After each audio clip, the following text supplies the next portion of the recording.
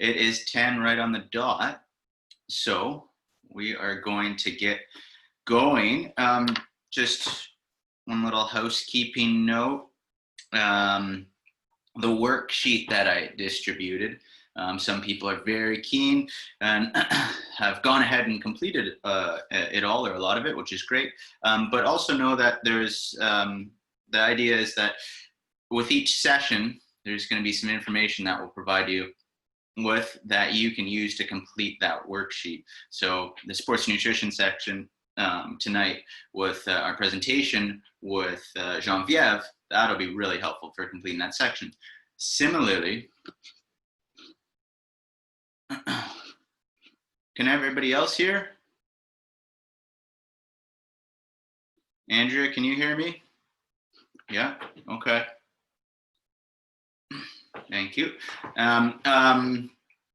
So, okay, great, awesome, Ava. Similarly, today's presentation, the technique elements of that we're looking for are actually going to be kind of specific to the fundamentals that we're talking in today's presentation. So your technique objectives will be specific to those fundamentals. The idea, you complete the worksheet and give it back to us, email it back to Andrea and I at the end of the camp. Okay, so without further ado, we are going to get started. And I am going to start by sharing my screen. Desktop, share. Okay. All right, and we will start our slideshow. Okay, and so what we're doing here, what I would like you guys to do is I'd like you guys to set this up on speaker view. Okay, so set up your screen on speaker view so you can see not only the slideshow, but also you can see me as well too. So everybody should be able to see the slideshow and me. Okay. Andrea, for some reason, I am only seeing you right now. Are you pinned on this?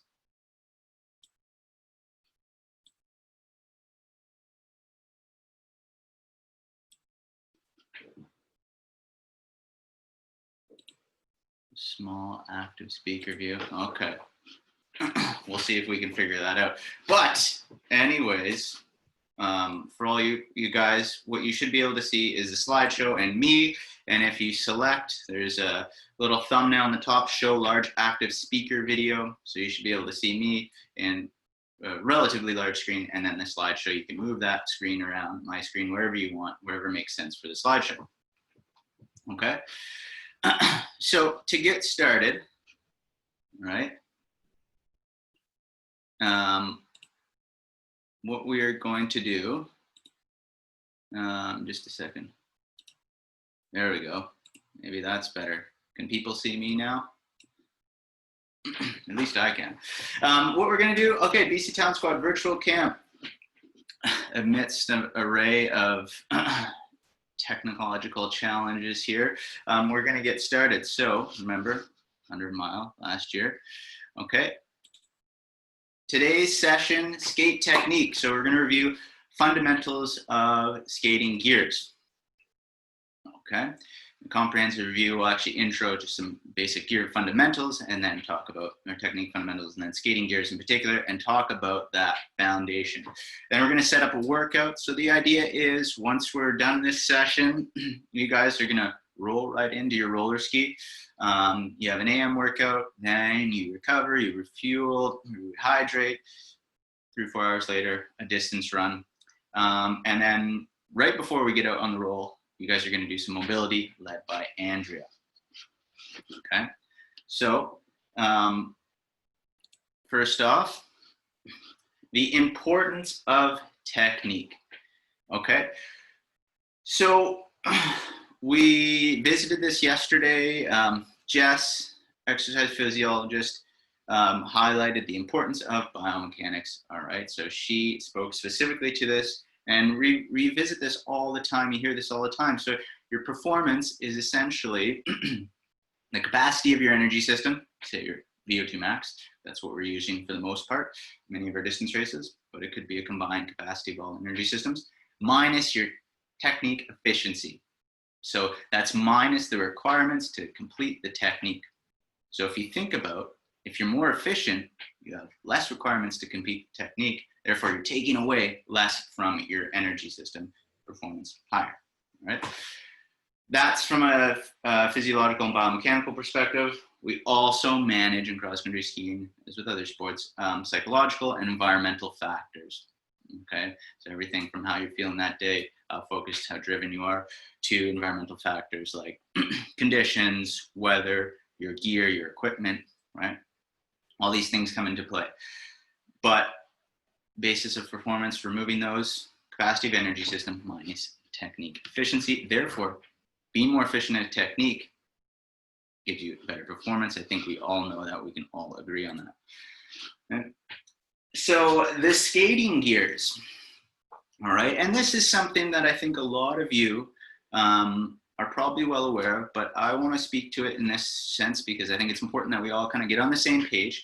And this is something that I use a lot with our athletes. And if we were in a camp setting right now, I would be if we are in a camp setting. If we're in person in a camp setting, I would be using these words a lot, right? Interchangeably, I'd be talking about first gear is offset, getting you going, getting you up the hill. Second gear, one skate. Third gear, two skate. And sometimes we even extend to the fourth gear, free skate. So generally, technique requirements are associated with certain terrain. So climbing, offset, right? Fast run out at the end of a downhill, free skate, two skate, okay? But gear selection and the timing of transitions, that is specific to each skier, okay? So what that's saying is we're not gonna be using offset on downhill, but maybe some people might start offsetting sooner on an uphill than others. Is there anything wrong with that? No, all right? Depends on your strengths as a skier, all right? And it's the same as in biking. I'm gonna liken a few things to biking today. You're in this gear, going up a hill, you look over at your buddy and they're in that gear, all right? These are just different people, they're built differently. They may have different experience, different levels of training, right? They're using different gears. So it's specific to each skier. The sub gears. Okay, so each of those gears, 1, 2, 3, 4, has a set of sub gears. I liken it to our more traditional method of gearing on bikes. So for people who have fancy mountain bikes with one-bike gearing systems, you might really need to use your imagination, right? But if you think of having big chainring in the front, let's say we have 3 gears, we'll use that. Maybe 4 if we want to include this free skate. Well, each of those gears has multiple options in the back, and those are sub gears, okay? And those sub gears are dictated by the length of the pole stroke, so extension of the pole, which determines your tempo, right? Right? So we say here, the best gears seamlessly transition through gears and sub gears according to their speed as determined by terrain and conditions. Okay, so the best skiers are always skiing dynamically and adapting to the different terrains and their speed. We have a little video here. Okay, short one skate, talking about short one skate versus long one skate. Let's bring this up.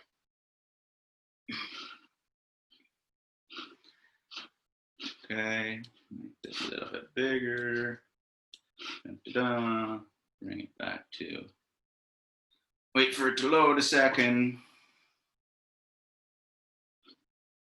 Or many seconds. All right, that is too far forward. We want to hit this back here. So we're gonna watch, this is Blink last year, Blink Festival. All right, day 2, I so button. Okay, we're gonna watch the start of this and we're gonna see people transition from the start through to a bit of a longer one skate, and then we'll have a little section later on. We'll watch a good view of a shorter one skate. All right, so let's get going. Watching the start here. Vi ser at skiskytterne har et veldig internasjonalt felt I år. I'm not sure how many people understand Norwegian. Maybe I'll turn that down. Okay, the start. roller ski start, mass start. Okay, now they're obviously going quite fast off the start, but you can see here, Osberg right in the middle there. Nice long technique, long one skate. Okay, so that's, she's in the blue there. That's Johaug off the front. All right, also fairly long through the one skate. Okay, used for that fast pace oftentimes, flatter terrain. All right, now you can see them transitioning into their two skates, switching through the gears seamlessly. And let's bring it over to here. Okay, all right, we see offset right here. We'll be transitioning in just a second. And you can see this is a shorter one skate right here. So nice and short. See the length of that pole stroke is diminished, right? You see a good view right here. So this is just an example of within each gear, the sub gears that we can have, right? And how, same skier, this is Johaug, we saw her in the previous one, she is transitioning through her sub gears depending on the terrain, your speed. Okay, that's good. All right, okay. And once again, any questions, you can put it in the chat box. All right, so technique fundamentals, okay? So we can break technique down into three basic parameters, all right? And different coaches do this differently. What we're working through here is something that we're trying to get across the province a bit more systematic. Now, it doesn't mean that different coaches can't have different ways of explaining stuff. There's a lot of different ways to do it, but this is something we're trying to create a dialogue that is consistent across the province so that athletes, as you progress through the provincial team, you have a similar understanding from each section of the provincial team how your technique works, all right, and how you should progress through your technique. So if we break it down, we can have body position, we can have balance, and we can have timing, right? You might use different words for these, it's kind of semantics, but this is how we're going to break it down for the purposes of, at the very least, today's presentation. Each of these parameters we can break down into A, B, and C. So body position has an A, B, and a C. Balance has an A, B, and a C. Timing has an A, B, and a C. Right? Today, we are going to focus on the fundamentals and ensuring all of our A's for body position, balance, and timing are solid. Okay? That is the focus of today. If we don't have that foundation, we can't build and build and build. All right, so we're not going anywhere too complex. Today, we're focusing on these foundations, okay? At this time of year, really important. All skiers do it, no matter what the level. They bring it back to the basics. They focus on their foundations. Okay, so here we are. Body position, okay? So the foundational element of body position is the ready position. This is where I'm going to get active. All right. So here I am. I have specifically decided to wear dark clothes and position myself in the nice white, off-white wall that we have here. So hopefully you can see what I'm doing. Okay. And we talk about the ready position. Okay. Bam. Okay. This position that we automatically go to when we jump and we land and we set ourselves in. So today we're focusing on skate technique, okay? And in focusing on our skate technique, we're going to talk about ready position across all techniques. The reality is it's very similar.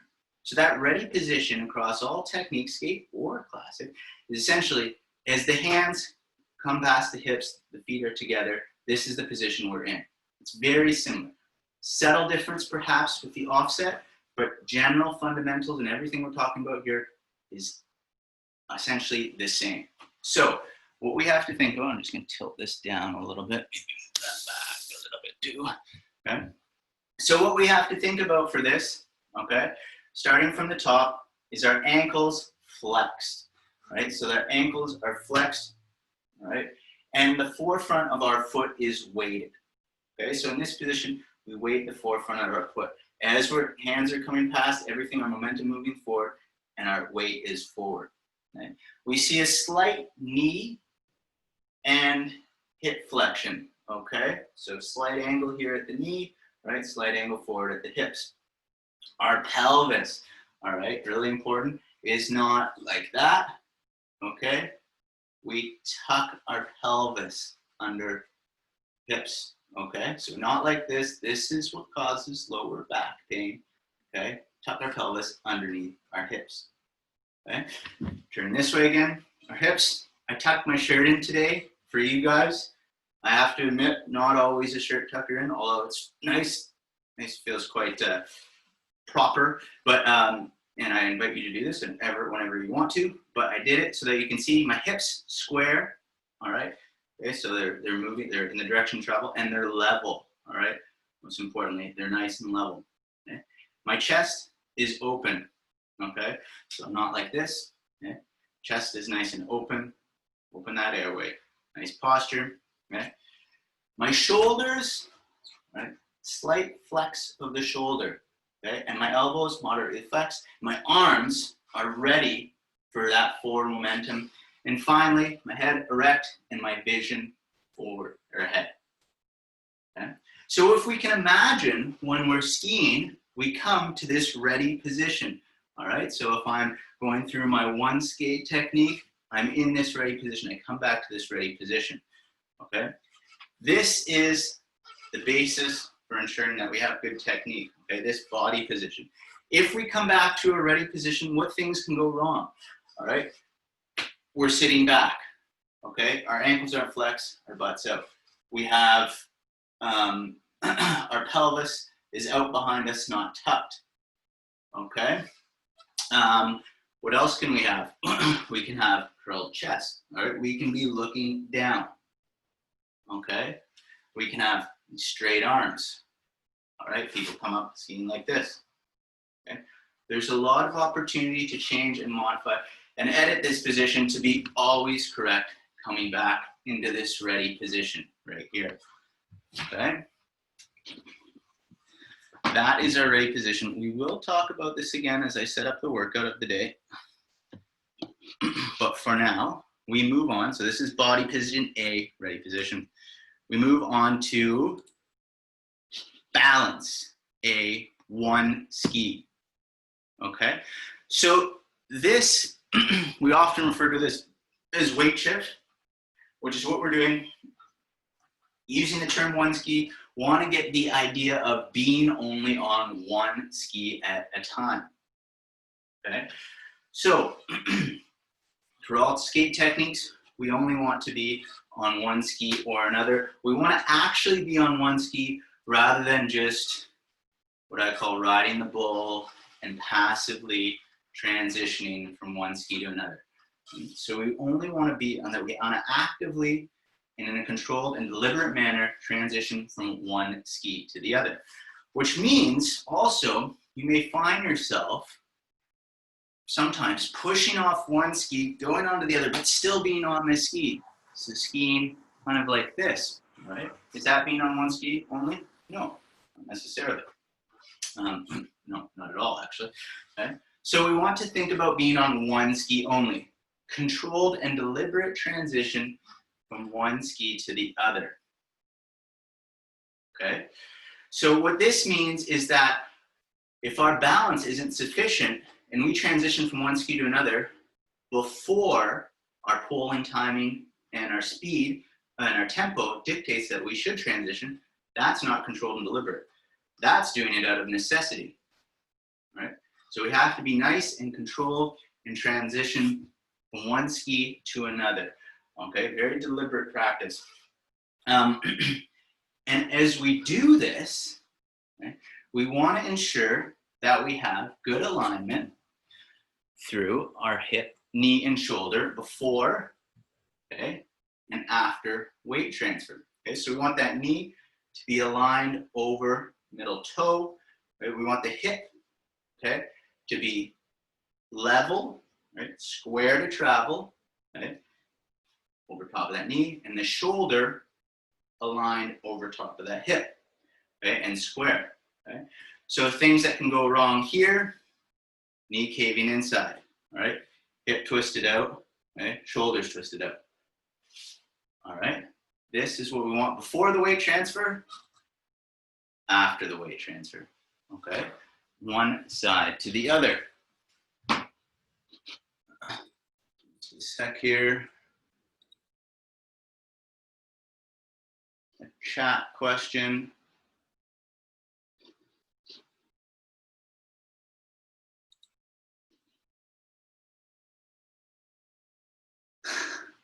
Okay, thank you. That question did not pertain to what I was just talking about, so we're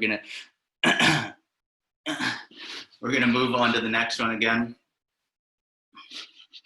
Provincial team coach Chris Manhard making a funny. All right, the next one is timing, okay? A of timing is coordination, okay? So this is correctly timed pole plant relative to weight transfer. Okay? So if we think about this, when we were one skating and two skating, our pole plant and our weight transfer happen at different times. Offset, it's the same time. So that offset, we come down, 3 points of contact, if you will. There's different ways of phrasing this for sure, right? One skate and two skate though, right? Pole plant right here, then we transfer, okay? We also have to consider, and these are fundamentals that I know a lot of you are familiar with. If you're not, don't hesitate to ask questions. But also we have to think about the timing of the pole release and the kick, all right? Boom, boom, all right? Same timing. We want to bring everything happening together. We can accumulate more forces moving in the same direction at the same time is higher efficiency. This movement needs to be smooth and rhythmic, okay? Some people equate skiing to a dance. If you watch some of the best skiers, it's so hard to determine when a cycle begins and finishes when you're watching them because they are perpetually in motion like wheels turning, right? Very cyclical, very smooth, very rhythmic. And the catch here for this fundamental A, coordination of timing, is with or without poles, okay? So a lot of people are used to having poles. That is an impulse, that is a weight that they carry, and that's how they determine their timing, okay? The key here is to be able to remove the poles and be able to execute technique without poles, the same standard as with poles on both sides.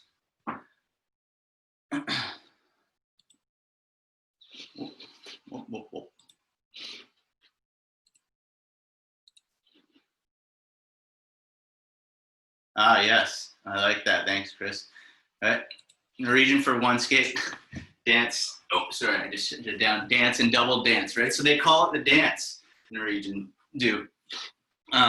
Very good point. Okay, so carrying on. Okay, so what I've explained so far is our fundamentals, the A, B, and C, or sorry, all the A's for balance, okay, body position, and timing. We're gonna revisit that in a second, but now I'm gonna start setting up the workout of the day, okay? So, what I'm going to do is I'm gonna go to this section first, so it's all fresh in our memory, and then we'll talk about roller ski safety. Okay, so the workout of the day today is a 90-minute roller ski with technique focus. Okay, the entirety of the ski, zone one, so nice and easy. We spoke about this with Jess yesterday, all right? Whether you're using heart rate zones or whether you're using perceived exertion, you should be able to talk the whole time, all right? Talk nice and easily in the same way that I'm talking, all right? To start, 15 minutes, easy with pulls. Get used to being on your roller skis, your environment, okay? Then we're going to focus on this technique breakdown that I've just discussed. And we're going to start by doing 45 minutes without pulls. Okay? Now this is all on your own. Okay? So we're trying to give you, best efforts here, the tools to be able to detect and correct and evaluate your own technique, right? And make yourself a better skier. Not only applicable to these times where maybe there's a bit less coach-skier interaction, but really helpful in the long run. Remember, just talked about yesterday how so much of your skiing is nice and easy, right? A lot of that skiing is done on your own. So think about the opportunity, how much time you have to think about your technique. Okay? So we're going to focus on the A's and work through offset, one skate, and two skate.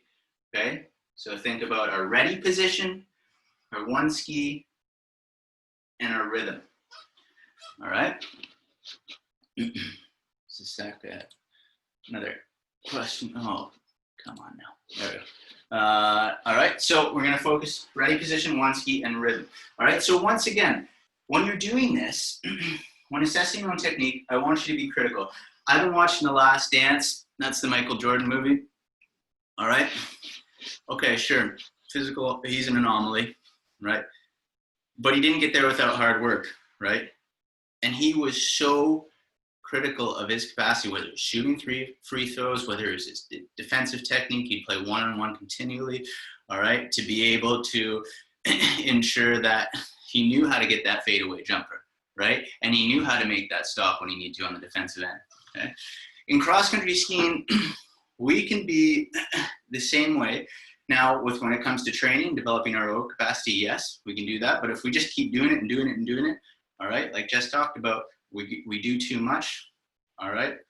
We go down low, we're too fatigued, we can't climb back up. So there's a point in time when we have to stop from a aerobic standpoint, right? Now there's an element of sanity and we have to stop at some point from our technique standpoint, but this is our version of doing free throws time and time again after practice. This is how we get better technically, all right? It's being really critical, okay?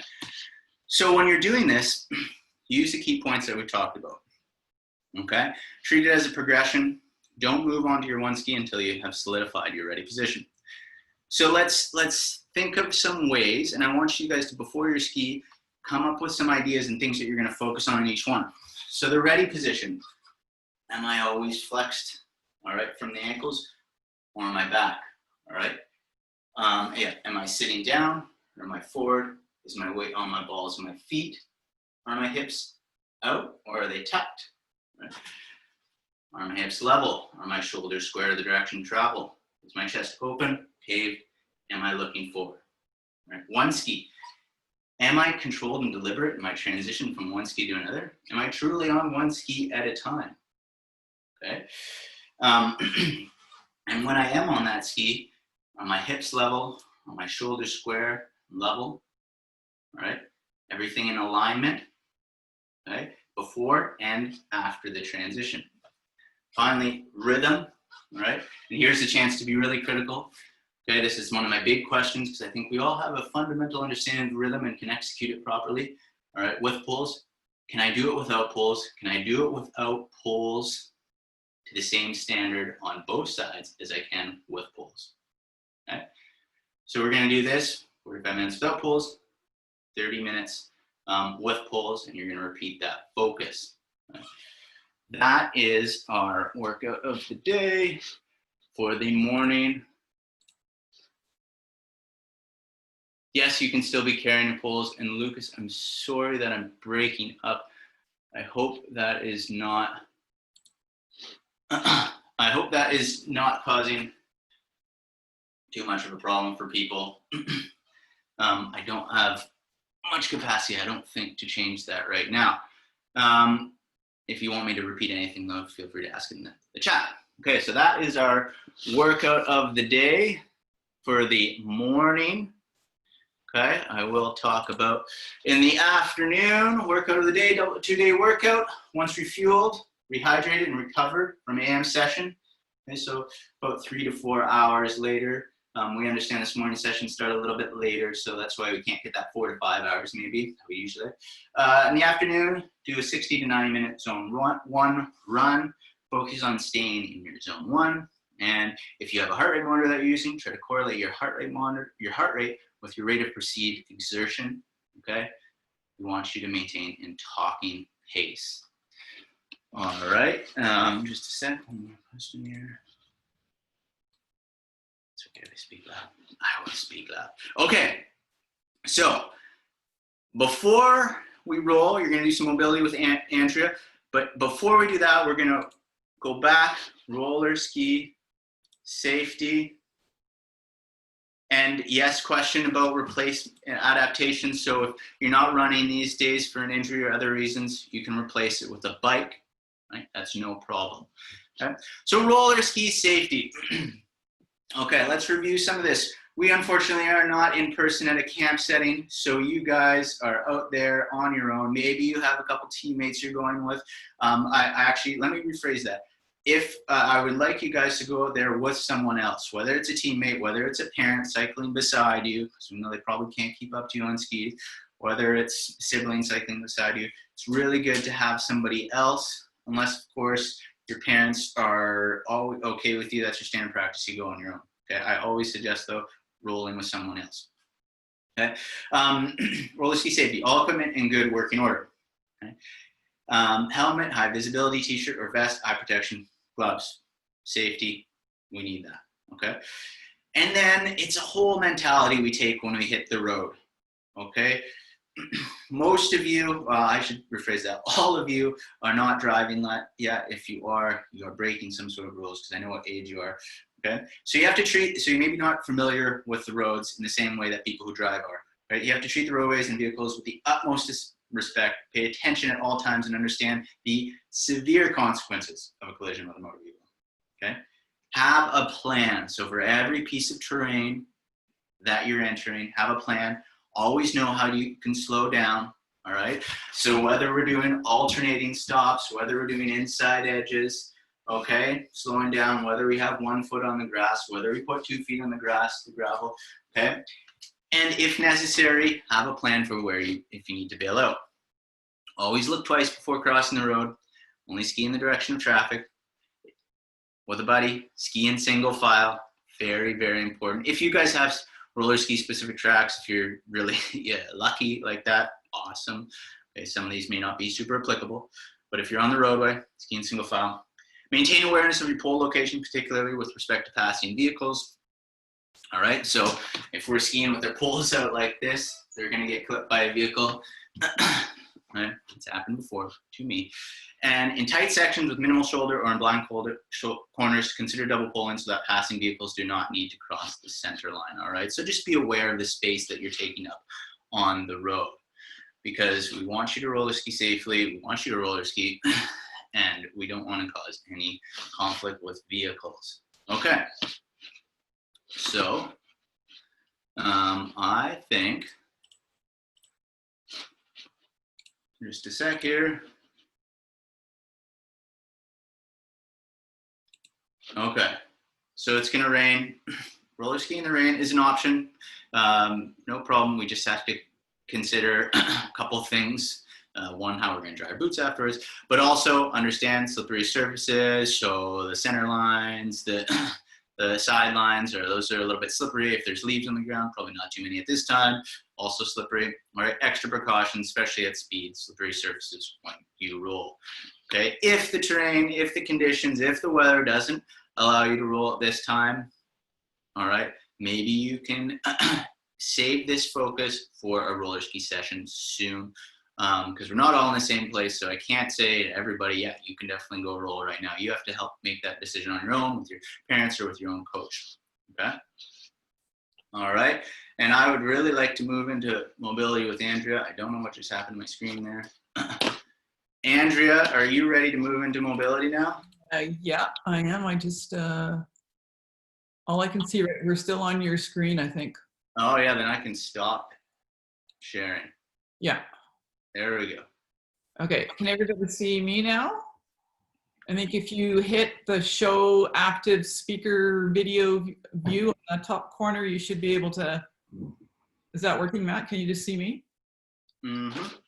Okay, great. So I've got a little bit of a more colorful background. Hopefully it all works. So what I'm gonna do, let's see, what I'm going to do is basically, we're just gonna go through, so there's all sorts of things you can do for mobility, but whatever, and some of you have probably seen this before, so I'm gonna just review, and for those of you that have seen it, and for people that are new to the Talent Squad, 3 sort of very simple exercises or very simple movements that you can do to kind of address all of the different ways that our body moves. So there are 3 different planes that we want to make mobile, that we want to be able to move. We can move forward, backward, we can move sideways, left to right, and we can also rotate. So in a really simple 3 exercise or 3 movement pattern, instead of, you know, like for 5 minutes, maybe it doesn't take very long, you can kind of address all of the directions of movement and all of the muscles that are involved in that. So when we're doing this, think not just of the one thing that kind of feels like it's stretching, think of stretching the entire body. Okay, so I'm gonna back up a little bit and see if this works. Hopefully you can see me. And this is also something that you can do, right? So if you can right now, I'd actually like you to step back from your device or your screen and see if you can find yourself a little bit of space and follow along with me, rather than just watching. So I'm gonna try and talk you through the step-by-step action of these 3 exercises or 3 different types of body movements that you can then also, I would suggest, try again outside before you can even have, like, you can have your roller ski, you can have your boots on, you don't obviously take your skis off, but you can do a little bit of warm up, you can then stop, take your skis off, put your poles off to the side, and then do these 3 really quick little mobility exercises right on the roller ski area, and then you can get back on your roller skis and off you go with your training session. Okay, so I'm gonna show you side on, but so we're not gonna do the forward and back motion. So hopefully you can see what I'm doing. So I'm gonna try and talk you through this.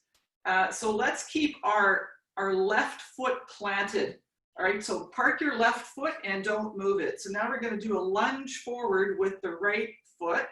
Actually, I'm gonna do it in this direction. So you can turn whichever way you'd like, that makes more sense. So left foot is planted, and I'm going to lunge forward with my right leg.